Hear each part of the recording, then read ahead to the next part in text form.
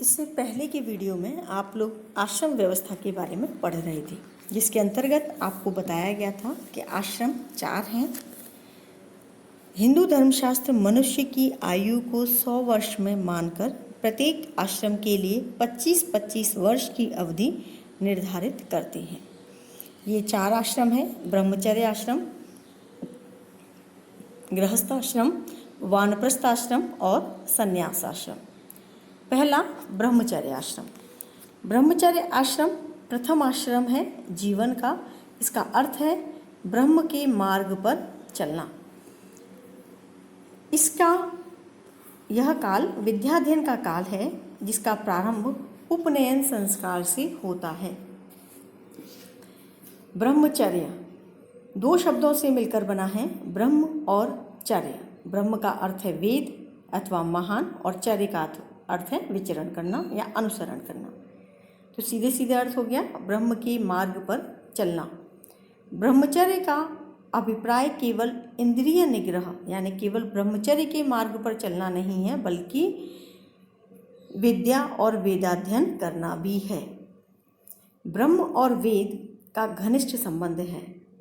ब्रह्मचर्य का दूसरा अर्थ है वेद मार्ग पर चलना, अर्थात ब्रह्म ज्ञान। उपनिषद युग में ब्रह्म ज्ञान की श्रेष्ठतम प्रतिष्ठा थी। अपने तप और संयम से ब्रह्मचारी ज्ञान और विज्ञान को अर्जित करता था। महाभारत के अनुसार ब्रह्मचर्य आश्रम में रहने वाले ब्रह्मचारी को आंतरिक और बाह्य शुद्धि और वैदिक संस्कारों का पालन करते हुए अपने मन को वश में रखना चाहिए। जिस समय उपनयन संस्कार होता था, व्यक्ति जो बालक था, बालक की बाल्यावस्था, चाहे वो 6 वर्ष का हो, 7 वर्ष का हो, जिसके लिए अलग अलग विधान अपने हमारे धर्मशास्त्रों में रखे गए हैं, उनके पश्चात उपनयन संस्कार होता था। और उपनयन संस्कार ही व्यक्ति का, बालक का ब्रह्मचर्य आश्रम में प्रवेश का माध्यम होता था। उपनयन संस्कार का अर्थ होता था कि बालक गुरु के समीप रहकर अध्ययन करता है, और यहाँ उसकी दिनचर्या अत्यधिक कठोर एवं पवित्र होती थी। प्राचीन ग्रंथों में ब्रह्मचारी के जीवन का वर्णन प्राप्त होता है, जैसे उसे गुरुकुल में रहकर वेदाध्ययन करना होता था, जहाँ उसका पुरुषार्थ केवल धर्म होता था। उसकी सारी क्रियाएं धर्म के अनुकूल होती थी। विद्यार्थी गुरु की निष्ठापूर्वक सेवा करता था और भिक्षावृत्ति के द्वारा अपना जीवन निर्वाह करता था। वह सूर्योदय के पूर्व उठता था, दिन में 3 बार स्नान करता था, प्रातः एवं सायंकाल संध्या करता था, दिन में केवल 2 बार भोजन करता था, और उसके लिए नृत्य, गान, सुगंधित द्रव्यों का उपयोग, स्त्री की ओर देखना, उसकी चिंता करना, उसका स्पर्श, सब कुछ वर्जित था। वह सदाचार एवं सच्चरिता का पालन करता था। उसका पूरा जीवन साधना का जीवन था। प्रत्येक ब्रह्मचारी को जनेऊ, मेखला और दंड धारण करना पड़ता था। वर्णों के अनुसार ब्रह्मचारी द्वारा धारण की जाने वाली मेखलाएं निर्धारित थीं। जैसे ब्राह्मण ब्रह्मचारी है तो मूंज की मेखला धारण करता था, क्षत्रिय ब्रह्मचारी है तो लौह खंड से युक्त मूंज की धारण करता था, वैश्य ब्रह्मचारी है तो ऊन की मेखला धारण करता था, और इस तरह से। और शूद्रों के लिए ब्रह्मचर्य आश्रम का विधान नहीं था। महाभारत के वर्णन के अनुसार ब्रह्मचारी का जीवन सभी धर्मों में श्रेष्ठ और आदरयुक्त होता है। उसका अनुसरण करने वाले को परम पद प्राप्त होता है। अपनी इच्छाओं को अपने वश में करना, अपनी क्रियाओं को धर्म समन्वित करना उसका श्रेष्ठ आचरण होता था। वह अपनी विचरणशील इंद्रियों को संयमित करता था, जिससे उसे सिद्धि की प्राप्ति होती थी। वह मनसा वाचा कर्मणा संयमशील होकर प्रतिष्ठित होता था। तप, स्वाध्याय, ईश्वर आराधना उसके मुख्य नियम थे। इनसे ही ब्रह्मचारी की मन स्थिति का विकास होता था। यमों का अनुपालन करने से ब्रह्मचारी का आत्मिक विकास होता था। यम का तात्पर्य है अहिंसा, सत्य, अस्तेय, ब्रह्मचर्य, अपरिग्रह। इनका पालन उसके लिए आवश्यक था। ब्रह्मचारी ज्ञान पिपासु, अहिंसक, सत्यभाषी, सच्चरित, गुरुसेवक तथा काम, क्रोध, लोभ, मोह, ईर्ष्या, द्वेष से आसक्तिहीन होकर ब्रह्मचर्य का सात्विक जीवन व्यतीत करता था। वह अपना स्वभाव सदैव मृदु रखता था। 11वीं शताब्दी के भारत में भी ब्रह्मचारी का जीवन कुछ इसी प्रकार था, क्योंकि अलबर्नी ने अपनी पुस्तक किताबुल हिंद में इसका वर्णन किया है। वह लिखता है कि वह ब्रह्मचारी दिन में 3 बार स्नान करता है, सुबह और शाम होम करता है, होम के पश्चात गुरु की पूजा करता है, 1 दिन का उपवास करता है और 1 दिन का उपवास तोड़ता है। वह गुरु गृह में ही निवास करता है। भिक्षाटन के लिए जाते समय वह गुरु गृह छोड़ता है। एक बार में वह 5 से अधिक घरों में भिक्षा नहीं मांगता। जो कुछ उसे भिक्षा में मिलता है वह गुरु के समक्ष समर्पित कर देता है, इसलिए कि वह इच्छानुसार ले ले। तब गुरु शेष भाग को उसे देकर खाने के लिए आज्ञा देता है। इस प्रकार विद्यार्थी अपने गुरु के बचे हुए भोजन से अपना पालन पोषण करता है। फिर वह यज्ञ के लिए 2 तरह के वृक्षों, पलाश और दर्भ की लकड़ी लाता है, इसलिए कि हिंदू यज्ञ होम की अधिक पूजा करते और फूल चढ़ाते हैं। तो जब अलबर्नी ने भी इस तरह का वर्णन दिया है और ब्रह्मचारी के पूरे जीवन के बारे में उसने उल्लेख किया है, तो इससे स्पष्ट है कि पूर्व मध्य युग के अंतिम समय तक भी यह व्यवस्था भारत में विद्यमान थी। अब है ब्रह्मचर्य या के अध्ययन की अवधि क्या थी। ये तो स्वाभाविक है कि मानव जीवन को 25-25 वर्षों में विभाजित किया था। ब्रह्मचर्य की समाप्ति आयु 25 वर्ष थी, लेकिन इसकी प्रारंभिक आयु कब होती थी? प्रायः 12 वर्ष से 25 वर्ष तक इसकी आयु होती थी। कुछ ब्रह्मचारी 12, 24, 36, 48 वर्ष तक अध्ययनकर्ता का जीवन धारण करते थे। शिक्षा समाप्त करने के पश्चात गुरु की आज्ञा प्राप्त कर गृहस्थ जीवन में प्रवेश करते थे। ब्रह्मचर्य आश्रम की अवधि के संबंध में मनु ने लिखा है कि ब्रह्मचारी गुरु के समीप 36 वर्ष तक 3 वेदों का अध्ययन या उसका आधा 18 वर्ष तक अथवा उसका चतुर्थांश 9 वर्ष तक या वेदों के ग्रहण करने की अवधि तक अध्ययनरत रहे। निश्चय ही वेदों के अध्ययन में ब्रह्मचारी को अनेक वर्ष लगाने पड़ते थे। वेदों का अध्ययन कम से कम 9 वर्ष में हो पाता था। 3 वेद या 2 वेद अथवा 1 वेद में ब्रह्मचारी का पारंगत होना अनिवार्य होता था। 1 वेद का सम्यक ज्ञान 9 या 12 वर्ष में हो पाता था।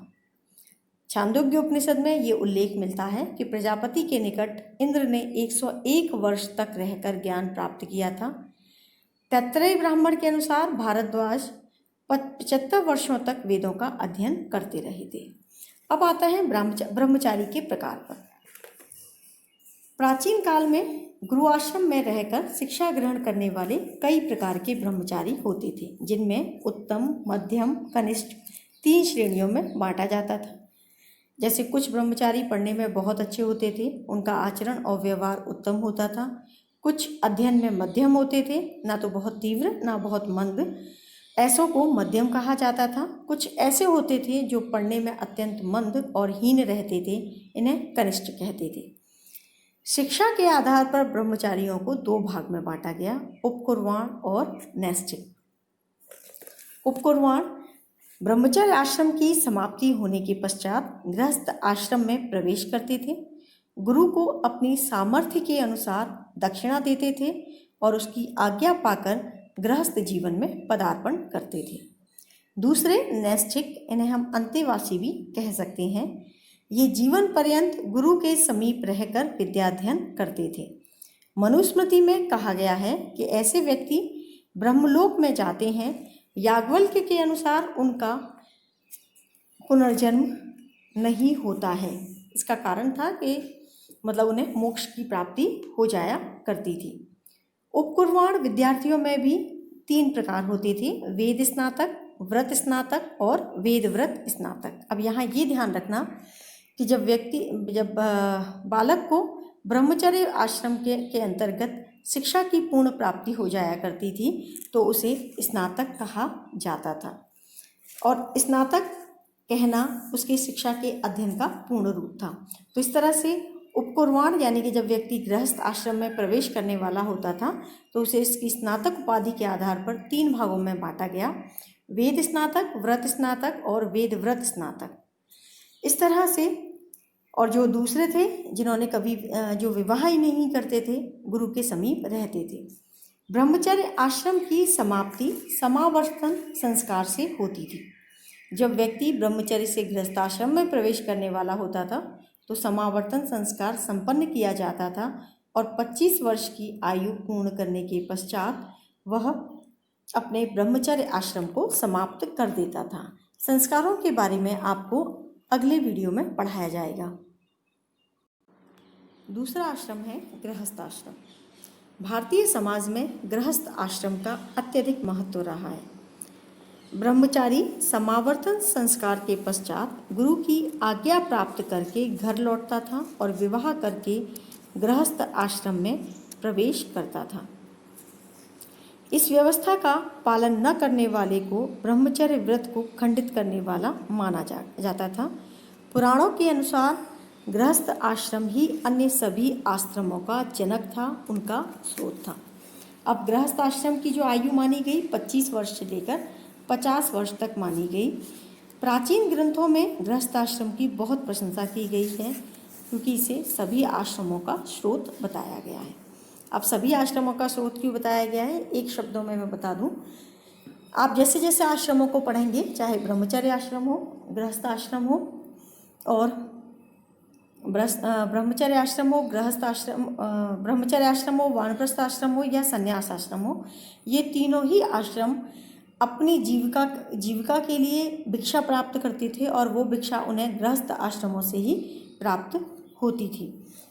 गृहस्थ आश्रम में रहकर मनुष्य त्रिवर्ग अर्थात धर्म, अर्थ, काम का एक साथ उपयोग करते हुए मोक्ष प्राप्ति के योग्य बनता है। मनुस्मृति में कहा गया है कि जिस प्रकार सभी प्राणी वायु के सहारे जीवित रहते हैं, उसी प्रकार सभी आश्रम गृहस्थ आश्रम के सहारे जीवन प्राप्त करते हैं। तीनों आश्रमों का पालन गृहस्थ आश्रम करता था। जिस प्रकार सभी छोटी बड़ी नदियाँ समुद्र में आश्रय प्राप्त करती हैं, उसी प्रकार सभी आश्रम गृहस्थ में आश्रय पाते हैं। पुराणों महाभारत में भी गृहस्थ आश्रम की प्रशंसा की गई है, उसे सर्वश्रेष्ठ बताया गया है। जो लोग गृहस्थाश्रम का त्याग कर संन्यास ग्रहण कर लेते थे, प्राचीन धर्म ग्रंथों में उनकी निंदा की गई है। गृहस्थाश्रम सामाजिक कर्तव्यों को पूर्ति करने का उपयुक्त अवसर प्रदान करता था। यहाँ रहते हुए मनुष्य अपने तथा परिवार के भरण पोषण के निमित्त धर्मानुकूल अर्थ संग्रह करता था। अर्थशास्त्र में गृहस्थ के 4 प्रमुख कर्तव्य बताए गए हैं। पहला, धर्म के अनुकूल जीविकोपार्जन करना। दूसरा, विधि पूर्वक विवाह करना। तीसरा, अपनी विवाहिता पत्नी से ही संपर्क रखना। और चौथा, देवताओं, पितरों, भृत्यों आदि को खिलाने के बाद बचे हुए अन्न को ग्रहण करना। मनुस्मृति में गृहस्थ के 10 धर्म का उल्लेख मिलता है। धृति, क्षमा, दम, अस्तेय, शौच, इंद्रिय निग्रह, ज्ञान, विद्या, सत्य तथा क्रोध न करना, यथाशक्ति दान देना और आए हुए अतिथि का सत्कार करना। इस तरह से गृहस्थ आश्रम में ये गृहस्थ आश्रम के कर्तव्य थे। इन कर्तव्यों का पालन गृहस्थ आश्रम के अंतर्गत किया जाता था और साथ ही व्यक्ति के जन्म से लेकर मृत्यु तक के संस्कार भी गृहस्थ आश्रम में ही संपन्न किए जाते थे। संस्कारों के माध्यम से ही व्यक्ति के जीवन को शुद्ध, पवित्र और सुसंस्कृत बनाया जाता था, जिससे वह अपना नैतिक, सामाजिक, धार्मिक और आध्यात्मिक विकास करने में समर्थ होता था। आश्रमों के नाम बता रही हूँ कुछ के: गर्भाधान, पुंसवन, सीमांतोन्नयन, जातकर्म, नामकरण, निष्क्रमण, अन्नप्राशन, चूड़ाकर्म, कर्णछेदन, उपनयन, विवाह, अंत्येष्टि आदि। ये सभी संस्कार गृहस्थ आश्रम में ही संपन्न किए जाते थे। विवाह के उपरांत ही व्यक्ति गृहस्थ बनता था और गर्भाधान से लेकर अंत्येष्टि तक के सभी संस्कार करता था। समावर्तन संस्कार के माध्यम से ब्रह्मचर्य आश्रम में प्रवेश करता था और कुछ संस्कार आज भी गृहस्थ आश्रम में किए जाते हैं। इनके अलावा गृहस्थ आश्रम के अंतर्गत व्यक्ति त्रिऋण और पंच महायज्ञों का भी संपादन करता था। त्रिऋण और पंच महायज्ञ, इनके बारे में आप देख लीजिए। त्रिऋण तीन थे, देव ऋण, ऋषि ऋण और पितृ ऋण। ये मान्यता थी कि इन तीनों ऋणों से मुक्ति प्राप्त करना गृहस्थ आश्रम में आवश्यक है। और इन तीनों ऋणों से मुक्ति व्यक्ति किस प्रकार प्राप्त कर सकता था? देव ऋण, व्यक्ति के जन्म के समय उसके ऊपर देवी देवताओं की महती कृपा रहती है, ऐसी मान्यता थी। अतः व्यक्ति का ये कर्तव्य होता था कि वह देवताओं के प्रति अपनी कृतज्ञता को व्यक्त करे। और कृतज्ञता व्यक्त करने का साधन था कि मनुष्य यथाशक्ति यज्ञों का संपादन करे। दूसरा ऋण था ऋषि ऋण। विधि पूर्वक वेदों का अध्ययन करके ऋषि ऋण से मुक्ति प्राप्त की जा सकती थी, क्योंकि ये माना जाता था ऋषियों ने बहुत मेहनत से वेदों की शास्त्रों को लिखा है, अतः विधि पूर्वक वेदों का अध्ययन करना आवश्यक था। तीसरा ऋण था पितृ ऋण। पितृ ऋण ये माना जाता था कि आपको आपके पिता द्वारा उत्पन्न करके एक महान कार्य किया गया है, अतः आप भी धर्मानुसार संतानोत्पत्ति करके पितृ ऋण से मुक्त होंगे। मनुस्मृति में ये कहा गया है कि जो व्यक्ति तीनों ऋणों से मुक्ति प्राप्त किए बिना मोक्ष की इच्छा रखता है, वह व्यक्ति नरक का अधिकारी होता है। इन ऋणों से मुक्ति के मूल का भाव यह था कि समाज से लाभ उठाने वाले व्यक्ति अपने देवों, पितरों, ऋषियों आदि के प्रति श्रद्धावनत और विनयशील रहें और कुल और समाज के प्रति सदाशयता का दृष्टिकोण रखें। इस तरह से और इन ऋणों से मुक्ति प्राप्त करने के लिए यज्ञों की व्यवस्था की गई थी। ये पंच महायज्ञ हैं।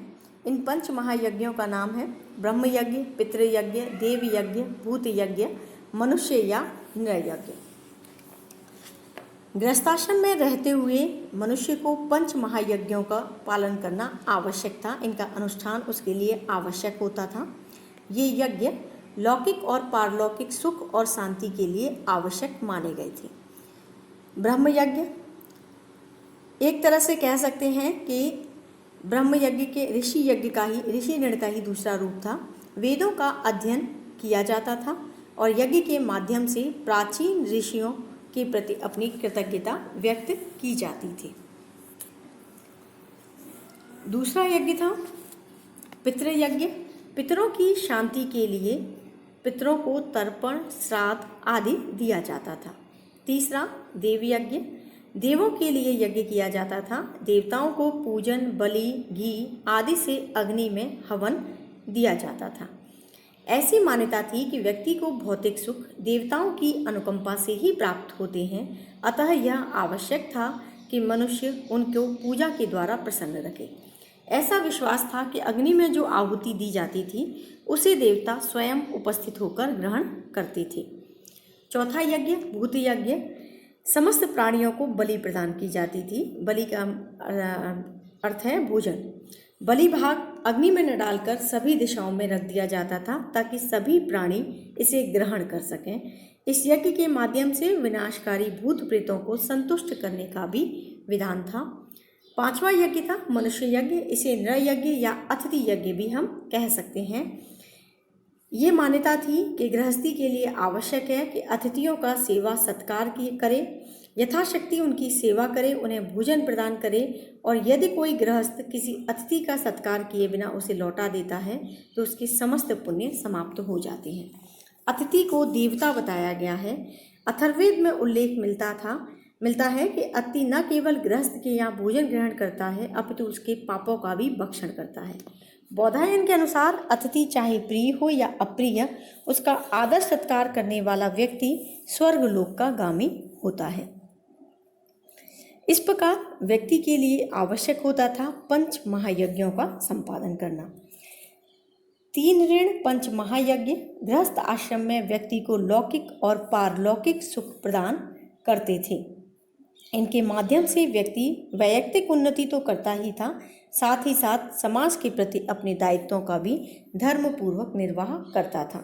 गृहस्थ आश्रम में धर्म संगत आचरण करता हुआ मनुष्य धर्म एवं अर्थ एवं काम की प्राप्ति और उपभोग करता था। मानव जीवन के विविध उद्देश्यों को प्राप्त करने के लिए गृहस्थ आश्रम ही कर्म भूमि थी। यह साधना किसी अन्य आश्रम में संभव नहीं थी। यही कारण है कि प्राचीन काल में इसे सर्वश्रेष्ठ आश्रम घोषित किया गया है। ऐसा नहीं था इसे सर्वश्रेष्ठ घोषित कर दिया तो अन्य आश्रम जो थे वो नगण्य थे, ऐसा नहीं था। सभी आश्रमों की अपने स्थान पर मान्यता थी।